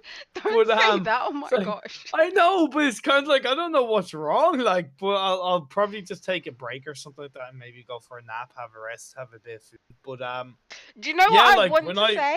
I want What? to say it's good practice, like in case you get into like VGL or VGA or something. But I don't know. It seems like you were running kind of a marathon. Maybe you should just take a little sprint, not a marathon. Well, don't forget, like, I don't normally play by play. So my play by play was literally trying to give everything because that's what I felt I had to do. Whereas Yeah. I normally color cast, so normally when I color cast, I am a lot more relaxed. I still bring a certain level of hype, but I'm not talking as much, so that hype is kind of, is concentrated into certain parts of the game. But when I'm play by playing and it's 5v5, that hype is literally just steamrolled everywhere. It's just like you know, like a fire hose just kind of going all over the place. But yeah, it's such an amazing experience. Like, oh, Wow, oh you man. did so well. Okay, so what we're going to do is casters, you take a long deserved break. Just a long drink some water. Imperium, do you have like water prepared by your side when you're casting? I normally have a cup of coffee and maybe some water, but generally it's all me, baby. It's all All my own voice and natural. just me. It's au natural. Um, but yeah, that's I don't really have water. I really should. I've even thought about in the future trying to maybe get some kind of like vocal lessons that will help me breathe a little bit better while I am casting. Because I think that's something that could play a strong part in me getting better as a caster, especially with 5v5. So I will look into that. However, other than that, I'm just doing what I can. Yeah, circular breathing, it's a real thing, you know. A lot of woodwind players use it, be it you're playing some sort of saxophone or clarinet or even the oboe, just breathing in out or in with your nose as you're blowing or speaking or exhaling air out your mouth. Man, all I know is just breathe in, breathe out. That's all I know. And if I Wax on, wax off.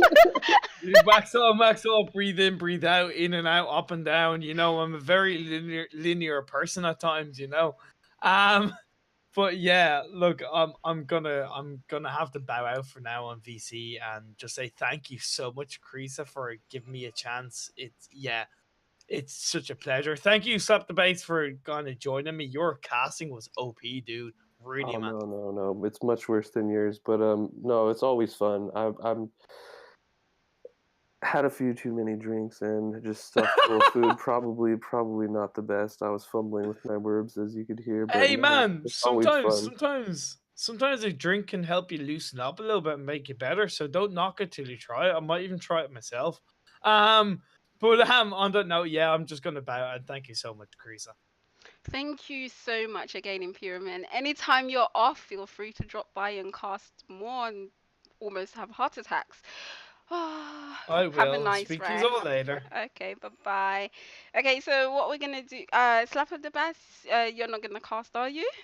No, I think I'll chime in with you, but I'm definitely there's No, no no, way I'm no, gonna there is do no a play chime. by play. There is no chiming in. This is going to be like just slap on the music and let them play. They wanted to play, so just slap on the music, let them play.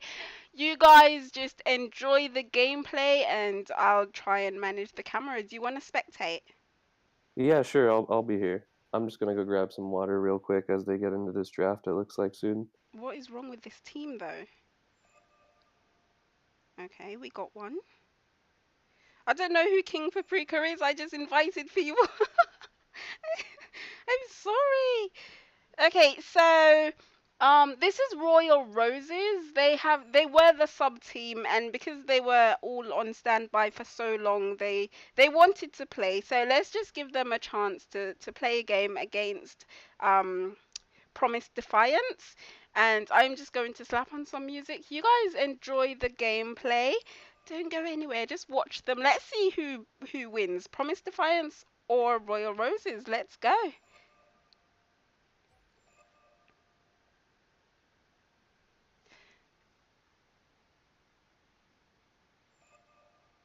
Like I linger between the words to say the words to remember. Now we're here to take control over your body and over your soul. We're gonna take back everything and lose it all, lose it all, lose it all. Feel it in your arms, feel it in your legs, feel it on your fingertips and feel it in your head. Just let your body go, just let your body go, just let your body go and move to the rhythm.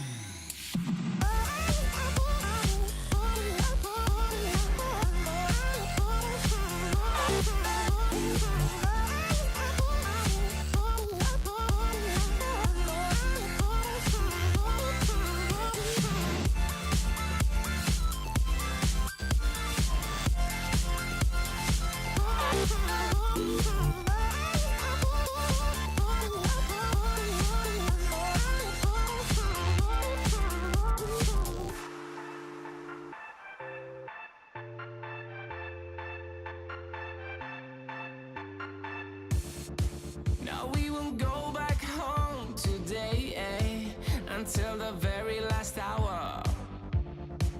We still got few more days to slay. It's gonna get so much louder. Now we're here to take control over your body and over your soul. We're gonna take back everything and lose it all. Lose it all. Lose it all. Feel it in your arms, feel it in your legs, feel it on your fingertips and feel it in your head. Just let your body go, just let your body go, just let your body go and move to the rhythm.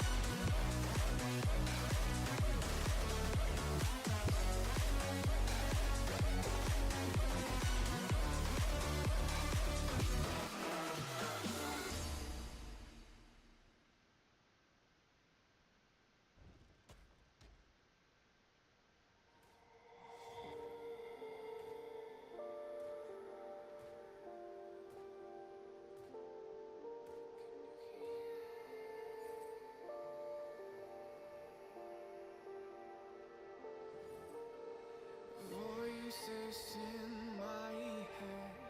Know me, call me. I will be restless.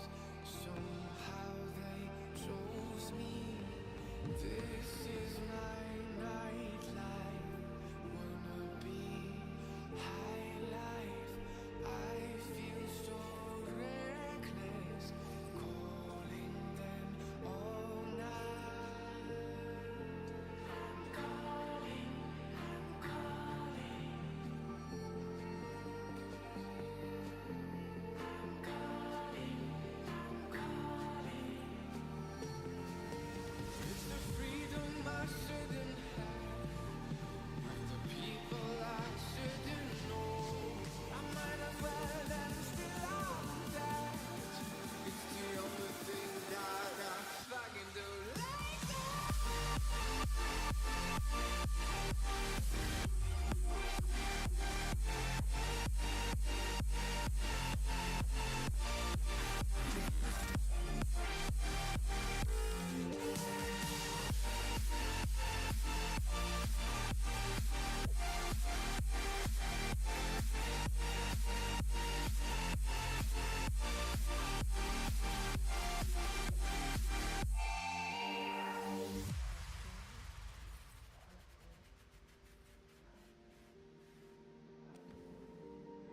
happy on the outside, weary inside, smiling depression.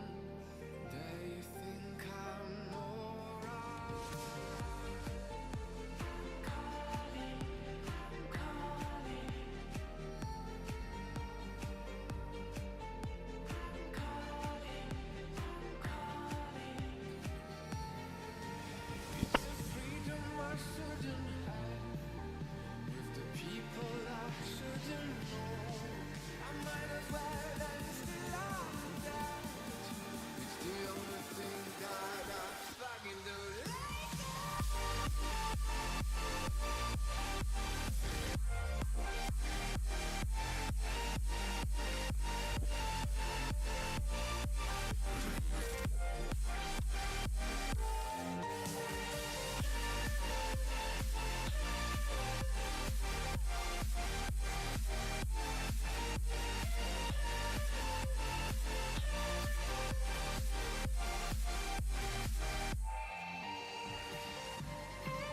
It's not exactly me, I know, but I can't help it. And I call back, you were never here. And I call back, you cannot see me.